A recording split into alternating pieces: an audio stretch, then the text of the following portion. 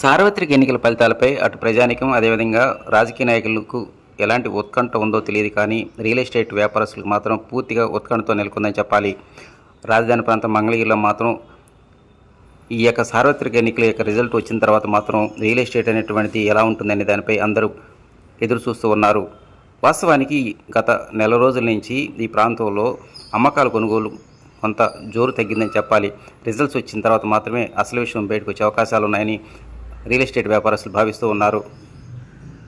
గుంటూరు, విజయవాడ నగరాల మధ్య మంగళగిరి ప్రాంతం ఇప్పటికే వ్యాపారపరంగా ఇతర ప్రాంతాల కంటే మొదటి స్థానంలో ఉంది.